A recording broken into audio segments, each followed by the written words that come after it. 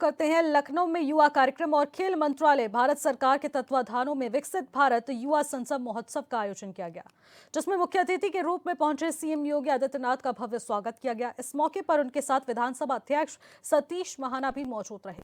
वहीं कार्यक्रम में मौजूद युवाओं का स्वागत करते हुए सीएम योगी ने कहा कि युवा संसद युवाओं की भूमिका का रेखांकन है।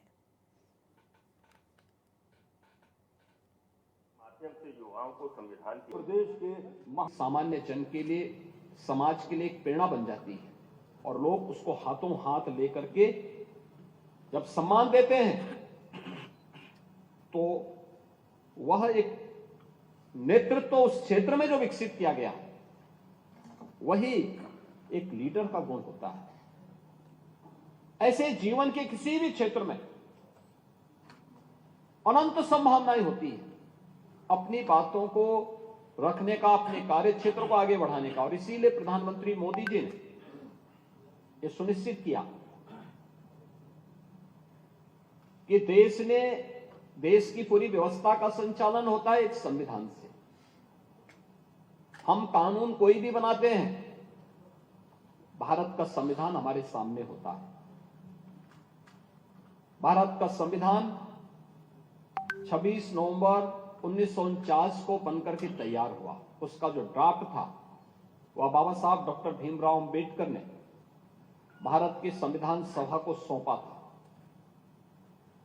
और प्रधानमंत्री मोदी जी ने 26 नवंबर 2015 से इस तिथि को संविधान दिवस के रूप में मनाने के कार्यक्रम को आगे बढ़ाया। इसके पीछे का भाव ही था, इसके पीछे का भाव ही यही था कि हम लोग अपने संविधान निर्माताओं के प्रति कृतज्ञता ज्ञापित कर सके।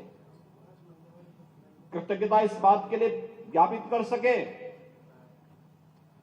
कि इन्होंने भारत का संविधान हमें दिया, जो भारत की 25 यानी देश की 140 करोड़ लोगों को पूरे भारत के अंदर बिना किसी भेदभाव के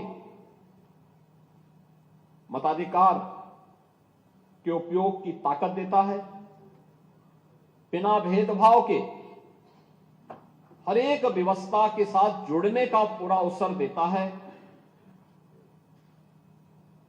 लेकिन एक नागरिक के रूप में हमारा दायित्व क्या है? अक्सर होता था और एक समय ट्रेंड भी चला था देश के अंदर बहुत ज्यादा कि हमारी मांगे पूरी हो चाहे जो मजबूरी हो। उसके दुष्परिणाम लोगों ने देखे।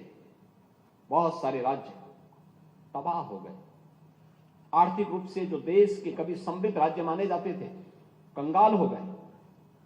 बहुत सारे नगर ऐसे थे जो देश के अंदर अपनी आर्थिक समृद्धि के लिए जाने जाते थे, वे पूरी तरह अस्तित्व से जूझते हुए दिखाई दे रहे थे। और इसीलिए केवल अधिकारों की बात नहीं बल्कि भारत का संविधान अगर हमें मौलिक अधिकार देता है तो हमें हमारे मूल कर्तव्यों के प्रति भी एहसास कराता है। और उन मूल कर्तव्यों के प्रति एहसास कराने के लिए आजादी के अमृत महोत्सव वर्ष में प्रधानमंत्री मोदी जी ने देशवासियों के सामने रखा था, एक विजन रखा था, एक विजन डॉक्यूमेंट 25 वर्ष का, कि देश जब 2047 में अपनी आजादी का शताब्दी महोत्सव मना रहा होगा, 100 साल की यात्रा अपनी पूरी कर रहा होगा आजादी की, तब कैसा भारत चाहिए? तब कैसा भारत चाहिए? एक विकसित भारत। विकसित भारत की उस परिकल्पना को साकार करने के लिए हमारे स्तर पर क्या प्रयास होने चाहिए?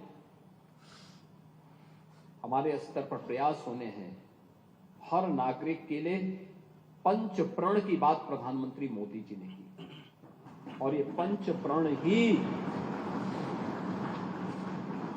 जिसमें विरासत के सम्मान से लेकर के अपने अपने कर्तव्यों के निर्वहन करने तक अलग अलग क्षेत्र से जुड़े हुए कार्यों को, किसी के साथ भेदभाव नहीं करना है, अपने विरासत का सम्मान करना है, अपने कर्तव्यों का पालन करना है।